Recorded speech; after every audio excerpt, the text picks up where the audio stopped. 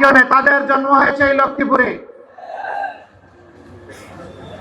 আমরা ইসলামের জন্য কথা বলি, অনেকের ভালো লাগে না, কারো ভালো লাগুক না লাগুক আমরা বলতেই থাকবো। জামাতে ইসলামী, তাবলিগি জামাত, কওমি মাদ্রাসা, আলিয়া মাদ্রাসা সব মিলেই আমাদের এক আল্লাহ, সব মিলেই আমাদের এক নবী, সবাই আমরা সাহাবায়ে কেরামের অনুসারী, সবাই মিলেই আমরা এক আল্লাহর উপর ঈমান এনেছি। এখান থেকে কেউ আমাদেরকে ফলাতে পারবে না। আমাদের দাওয়াত স্পষ্ট, আমরা আল্লাহর গোলামি ছাড়া আর কারো গোলামি মানি না, মানব না। কোনো আধিপত্যবাদ মানব না, কারো চোখ রাঙ্গানি মানব না।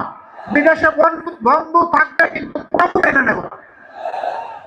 লক্ষ্মীপুরবাসী, পদ্মা সেতু, মেট্রো রেল এবং এলিভেটেড এক্সপ্রেসওয়ে নির্মাণের গর্বিত অংশীদার বসুন্ধরা সিমেন্ট।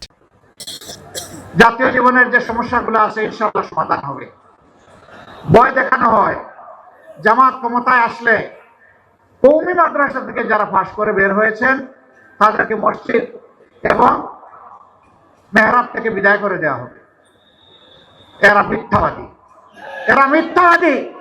বলা হয় কওমি মাদ্রাসা বন্ধ করে দেওয়া হবে।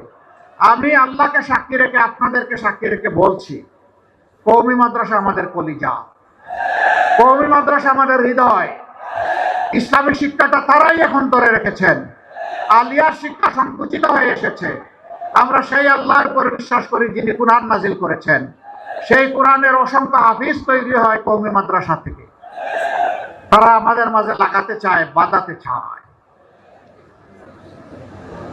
আমরা সবাই ইনশাআল্লাহ হুঁশিয়ার আছি, আমরা কারো অস্ত্রের সাথে পা দেব না ইনশাআল্লাহ।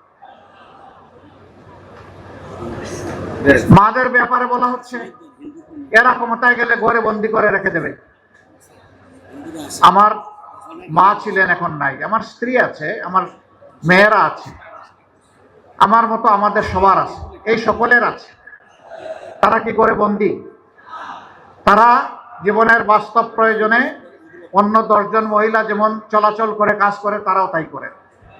অনেকে গুরুত্বপূর্ণ পেশাগত দায়িত্ব পালন করেন, রাষ্ট্রের উন্নয়নে অবদান রাখেন, কর্মকাণ্ডে অবদান রাখেন, কিন্তু তাদের দুইটা জিনিসের অভাব। কর্মস্থলে, গৃহে, চলাচলে তাদের কোনো নিরাপত্তা নাই, তাদের কোনো ইজ্জত নাই। আমরা কথা দিচ্ছি ইনশাআল্লাহ, আল্লাহ আমাদেরকে সুযোগ দিলে দেশ চালানোর, আমরা তাদেরকে সম্মান এবং নিরাপত্তা দুটিই নিশ্চিত করব ইনশাআল্লাহ। মায়েরা তাদের যোগ্যতা অনুযায়ী কাজ করবেন।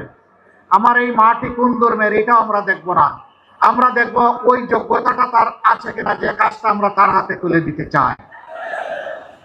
এই জন্য ধর্ম বর্ণ নির্বিশেষে ভেদাভেদ রেখা দূর করে আমরা ইনশাআল্লাহু তাআলা আযীম একটা ঐক্যবদ্ধ বাংলাদেশ গড়ব। আমরা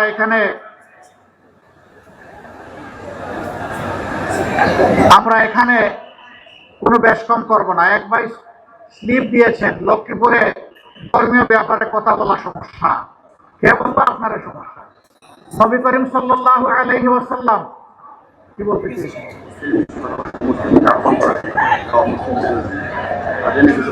ঠিকই তো বলছি, আবার স্লিপ দিচ্ছেন। নবী করিম সাল্লাল্লাহু আলাইহি ওয়াসাল্লাম মদিনার রাষ্ট্রে ইহুদিদের সাথে লিখিত চুক্তি স্বাক্ষর করেছিলেন। তাদের নাগরিকত্ব শুধু মেনে নেননি, তাদের সম্মানের আসন অধিষ্ঠিত করেছিলেন। যতদিন পর্যন্ত এই চুক্তি তারা মেনে চলেছে তারা সম্মান লাভ করেছে।